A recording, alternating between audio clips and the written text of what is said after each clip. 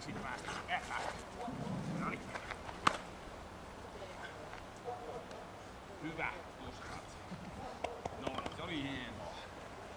Se riittää siitä. Tuppos tän.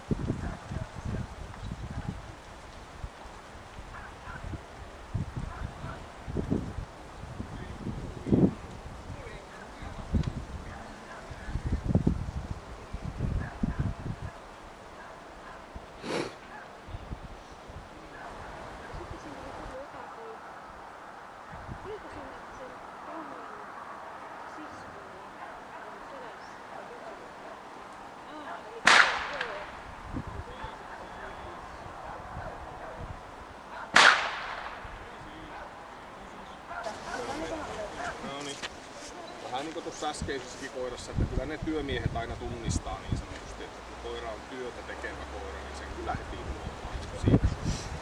Meni testin läpi kivasti, ei mitään ongelmia, voisi lähteä uudelle kierrokselle. Sen testi oli ihan hauska päivä, niin sanotusti.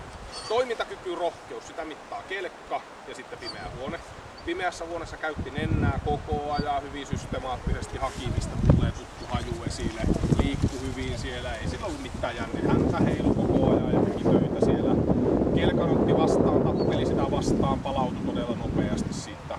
Eli toimintakyky, rohkeus, niin kaikki on hyvä. Ei mitään ongelmaa, niin kuin pitää työkoira olla. Terävyys, kuinka se suhtautuu aggressiivisesti, kun sitä uhataan. Siellä on ihan pieni kyky nostaa aggressiota. Se ei ole varmasti tällä kohdalla tästä olla. Eli ihan pikkusen sitä siellä kuuluu. Eli siltä osin tämä kohta menee nyt juuri kohilleen, että pieni ilman jäljelle jäävää hyökkäysalue. Eli se on todella nopeasti ystävällinen, mutta se ihan pikkusen ihmettelee ja ottaa vähän jopa sitä aggressiota siellä käyttöön. Eli +1 tässä kuvassa. Puolustushalu, kuinka se puolustaa sinua itseä laumaansa. Nythän sulle tulee Irlannin setteri-ihmiset sanomaan, että sulla on rotumääritelmän mukainen koira, koska se on kohtuullinen hillitty. Se puolusti ihan täyttä päätä sinua, eli kertoo, että halua on, kykyähän me ei katsota, vaan me katsotaan vain halua, että onko sitä halua puolustaa. Se tappeli uhkaa vastaan, otti sitä siihen rajaan asti vastaan, kun kyvyt riitti ja siirtyi sen jälkeen sinne vähän sinun takapuolella ja kertoo, että nyt me ollaan yhdessä tässä. Eli sitten se alkoi tarvii sinua siihen kaveriksi, eli kohtuullinen hillitty +3. Taisteluhalu, kuinka se nauttii taistelusta, millä se nauttii tappelusta ja haasteista, mitä me täällä järjestetään. Ihan kohtuullisen verran. Ihan suureen se ei tietenkään vielä yllä, mutta +2 ihan puhtaasti. Sitten temperamentti, mielen vilkkaus, huomiokyky, nopeus on ihan vilkas koira. Eli havainnoi kaikki hyvin systemaattisesti, niin kuin nytkin keskittyy siihen ärsykkeeseen, on se sitten mikä onkin tässä tapauksessa toinen koira. Kaikki nämä, sitähän mittaa tuon dynnyri erikoiskokeena, eli äänikko tuli heti käänly ja totesi, ettei tarvitse väistää, että jatkuu vain kävelemään sen jälkeen. Se oli puhas vilkas +3.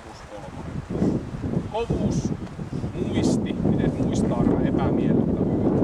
No me ei tässä kauan epämiellyttävyyksiä saanut aikaiseksi, mutta se kertoo niillä, että pehmettää vähän, kovuttakin on vähän, eli molempia samassa suhteessa ja silloin se on kohtuullisen kovaa. Eli +3, eli se on ohjattava vielä ennen sinne kovaan suuntaan. Sen pikkuisen sitä pehmettäkin, että sitä ohjattava, se on helposti. Ei ole sitten toisaalta itteensä, jos joku asian sanotaan. Hyvän tahtojen luokse päästävä avoin, ei mitään ongelmaa, laukaus varma. Kun me mietitään hermoja, me katsotaan palautumisia, tappelee asioita vastaan, palautuu hyvin,